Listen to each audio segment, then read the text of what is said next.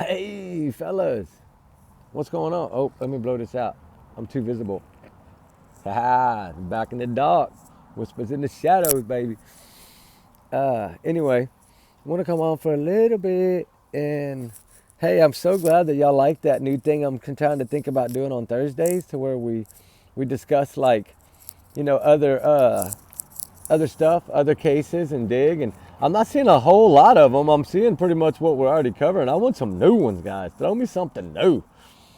Like, if y'all want to talk about the Texas and Alive fields, I've only talked about it a couple times. I don't know if y'all like a lot of cold cases, but if y'all do, throw me some. Throw me a cold case every now and then that y'all feel is a cold case and y'all want to dig on. I did get a few. Matthew Jackson, a couple of other ones. I still want to talk about Claudia, that girl from Yorkshire that was walking to work and vanished. Like, there's some other ones. I'm working on some research for her, and it takes time to get into these, and especially when you've never covered them before. So I want to make sure I get the basics down before we start talking about it. But come Thursday, it's less than a week away already. I need 3 cases, and we can talk about.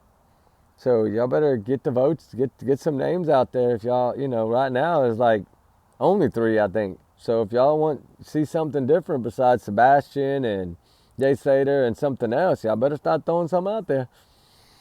Anyway, guys, that'd be cool if y'all do that. But I just wanted to come on for a minute because I want to talk about a few things. I talked about Sebastian today, CPS, things like that. And I want to touch base on that again because I have reached out to quite a few states, to see the difference in the regulations and the rules and what they do. A lot of them seem to give a lot of chances. Unless there's like physical marks, right? Or something like that. Or some form of, like, you can see the abuse, right? Like, you can see the belt marks across the face or the hand or neck, or the choke marks, or something like trigger warning, guys, times 500 million. But there's so, it seems like they almost, like, they pat them on the hand the first couple of times, and then, like, once they see that red flag of this is a pattern, like, because it looked like to me when I was checking some of the ways that they keep their, it looked like like petals on a flower. Right, it was like little humps, right, and it was like 1, 2, I guess strike marks, maybe, is that how they, and they would take a petal down, and they would maybe introduce, trying a counseling or trying this as a family. Then the second one would go down, and then it'd be like, okay, it's getting a little more serious, right? What are the red flags? Are there any kind of marks or physical marks left on this child? And then the third one would be, okay, say we see marks, all right, whoever's causing those marks is gone until we can further investigate the case. That means the child's an immediate threat, right?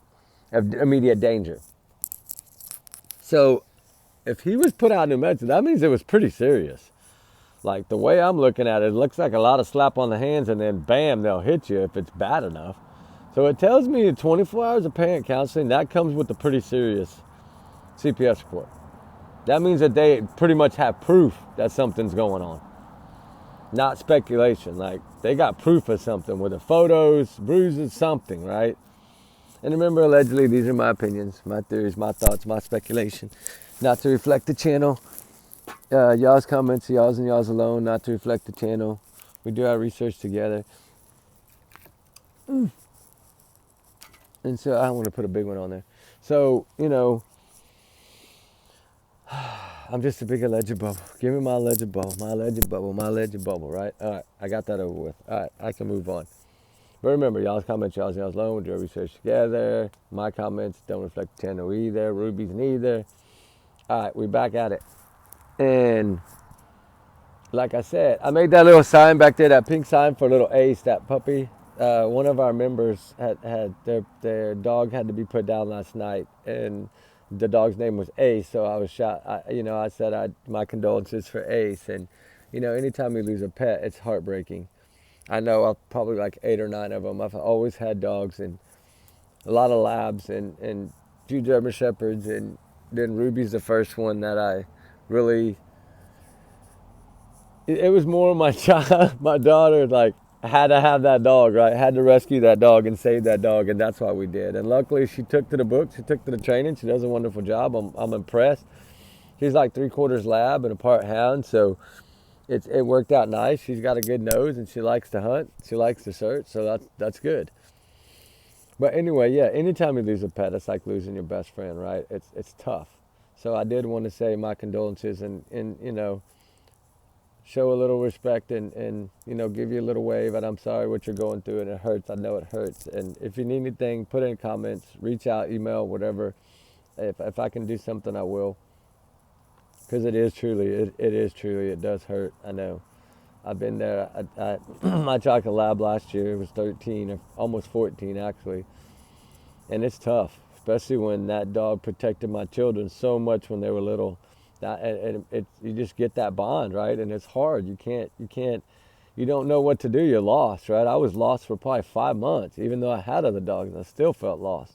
Like I looked for her all the time, and I was always looking at the back passenger door, like, why are you not getting in the truck? Like, things like that. It just reminds you, and it's hard. Because I used to take her in the grocery store. I mean, she was service dog. I could take her anywhere, right? So it was a little different, but I don't know. It's tough, guys. But anyway, back to Sebastian. I'm sorry to change subject, but I did want to take a minute to say that and, show my, respect and for her. She is a big part of our family. She's been here since the beginning, so I needed to do that. And, we go back to motives, kind of like we were talking about Matty Soto. I did a Matty Soto video earlier, and it'll load and post tonight too. But, the stuff with Stearns and a few things, and how one of the things I was saying was how whenever they were told to go to the hotel, they put him in the hotel. Like, there's no way you would have drugged me off that front porch if my kid was out there missing, right? No damn way. And if I had that wrong, I'm so sorry, but I'm pretty sure they had put him in the hotel before, I think the day or two before she was found. Because when they arrested him on the 28th, he was there, and they didn't find her body, I don't think, till the 1st. Trigger warning times bunch. Y'all know that. So why would she just willingly leave and knowing her kid could come home? Like, that'd make no sense to me. But, everybody's different, I guess. So it is a lot different. But I just, I want to say, I feel that the fire better warm up. It's not cold, but the wind's starting to blow. Somehow, like, when they left and took off like that, like, no parent's going to leave. There's parents that won't even move away from their home. Their kid's been missing 20 years because for fear that they might come home. Like, how do you just take off and go to Yogi Bear like that? I mean, I guess I'm wrong. I don't know. I guess maybe I think differently. But that CPS stuff just it's been ringing a bell in my head a lot in the last few days. And I feel like we pretty much figured that that's the motive, right, in the whole thing. Like, he needed him to vanish so he could come home, if that was the reason he was put out, which I feel it is. Especially knowing now that there were so many more. He was already ordered parent counseling courses in New Mexico. I think they were catching up to him, right? And I think Sebastian was going to take him down, and he wasn't going to have that. But it goes to show you when you do things like this, how you can get taken down for it, right? It's good. It shows the justice system is working. I felt like they failed because they waited too long, right? If he had that amount going on in New Mexico and he was doing them in Hendersonville, there's this data system that needs to be pinging all the, because they might, take a registered offender, for instance. He can be tracked all over the world. Well, why can't CPS? Should be the same thing, right? To me. So why not? Why is it not? I don't understand why it's not. Why is this thing not burning? This should be. I'm getting smoked out over here. But it's going like at an angle behind me. And it's like catching me on the corner. Oh, there it goes. Never mind. It's starting to catch now. But it was burning so good earlier. And out of wood and poof. It's like it didn't want to make it.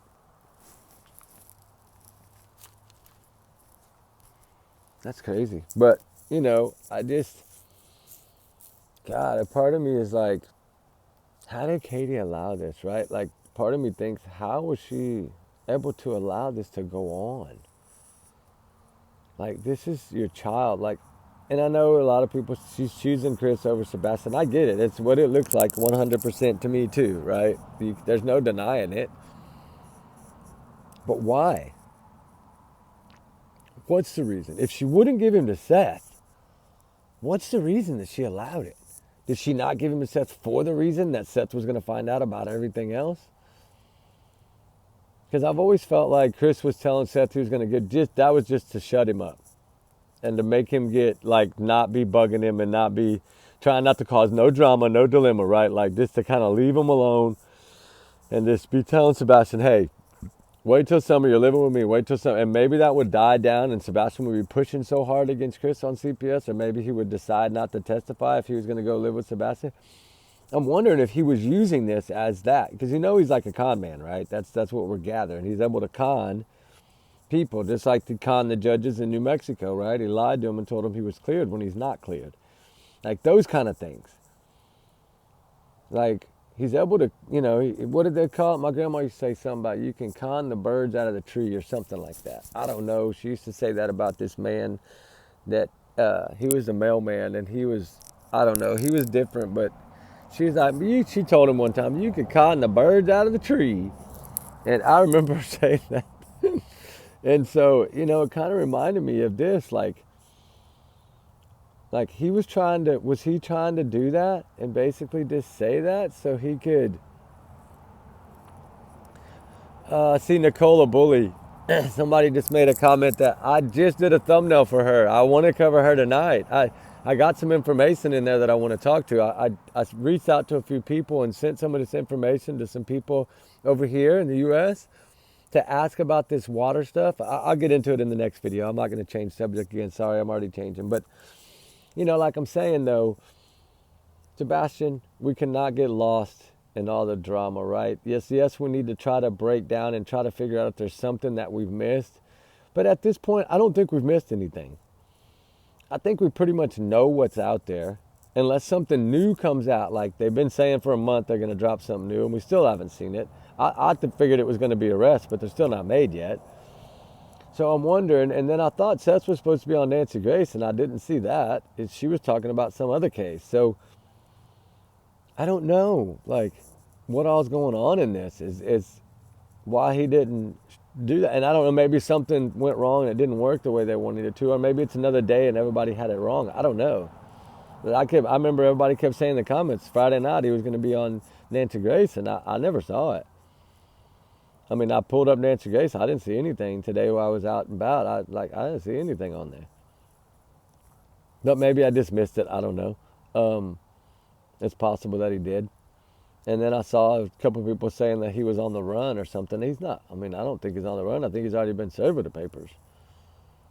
And I mean, stuff does happen, right? This is what happens when something gets this big. Little things do happen. You might say something you don't mean to somebody, or you might do something, as long as it's not, like mean, like, or violent, then, I mean, people get sued over dumb stuff all the time, right? Look, I mean, it happens. I mean, people can poke their finger on a splinter. Oh, that's your fence. I'm gonna sue you for my finger hurting. Oh, the lady that spilled the coffee at McDonald's got $1 million for hot coffee. Lady, the coffee's hot. What the heck, right? Like, how do you pay $1 million for a coffee burn? Like, some of this stuff just blows my mind, right? So I'm not defending him in any way. I'm just saying we don't know the whole outcome till it comes out. But I don't think he would run. He's still the one sitting here begging for Sebastian to be found every day and like talking about it and spreading awareness, right? And they got their teams out there hunting and doing what they're doing. I don't know how much searching they're doing, but I'm pretty sure Dog's got his people everywhere. At least they're watching things and checking things and, trying to follow up on leads and tips. I'm sure they're getting tips, but by now, I mean, I don't know how many, but they might be getting a few. But by now, like I said, if he was to have ran away, which I don't believe he did, but if he was, he could be anywhere. I still feel that he's either in Alaska, somewhere on the way to Alaska, Philadelphia, past that way. I don't think he's in the Hendersonville, and I really don't think he's in Tennessee at all, to be honest. I mean, I think that, with all the missing cases around all those counties, and so much of that's been searched for even other cases. And now with drones the way they are in the sky every night, like in that day, I think he would have been found by now if he'd have been out there, in the Hendersonville area. I'm not saying he's not towards Memphis or one of them, right, in Mississippi by the river or somewhere. I know I've been checking, but there's no telling, honestly. But if they did put him in that car, then it would have made more sense that either he was at the camper like I thought, and then they took him with them to Alaska, and he's staying with someone there and they're paying someone to keep him, or something bad happened and he's over there somewhere in that area, I would think, or wherever that fire was at that, supposedly they had ties to that landfill that had a fire. We don't know. Look at the Nikki McCann case. There was a fire in that one too. Like, fire does destroy things. Look, Suzanne Simpson, he tried to burn all. I mean, it happens. Fire is one of the really ways to eliminate a lot of things. And I don't know. There's just so many things to think about. But we really, all we got is what? The videos, their interviews, which you can tell they clearly lie in all their interviews. They change their story so many times. A lot of that keeps happening. But I don't know that it's something that's going to change the... I don't know why this thing will not freaking burn. This is crazy. There we go. There, I just needed to move that big one back. That's all it was. One was smothering it. But something somehow, some way happened. And then by the time they left and went over there to Yogi Bear, I think everything had, in their head, they had figured out and cleaned up and done everything, covered every track they needed to cover other than what surveillance was out there. I think they had already touched all the bases. Because if you notice, They waited 8 days to talk, then they came out, they yapped a lot, they got on YouTube, they acted silly, then they took off. They did Nancy Grace, and that's pretty much like that's like the only big one they did, really. But that's kind of the last, one that they were allowed to be asked anything. Right now, it's kind of like they choose the questions, I think. And I think it's all scripted, like that one on that one show where Katie sat at the table, reading her notes, right? Like, she had already wrote all that down. Chris had wrote it down for her. Or Kathy, in my opinion. This is my opinion in my big alleged bubble, but I don't know. There's just so much that we got everything that's out here. Until they drop something new, what are we gonna, we have to keep spreading awareness. We have to keep searching, but until either something goes down, until they break news, Summer County or FBI, until they put something new out, it's the same old thing right now. Yes, people are working on trying to clean up these videos, and I'm still going back watching. I watched Peter Hyde again the other day, while I was doing something. I was listening to it, just see if something I didn't catch, right? Pat Brown, all shout out to them. Those two right there really helped me to understand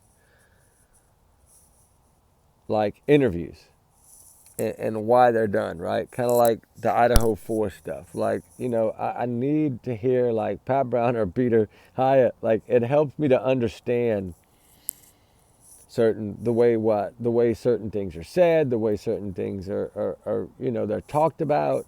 And it does show you what keys to look for, right? When you're trying to understand something like that. And pretty much they were the same. Katie holds the key, right? Katie holds the answers, and I think we all know that.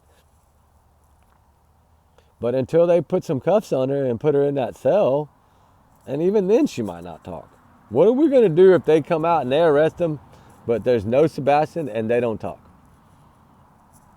We're going to be right where we're at right now, just wondering where Sebastian is.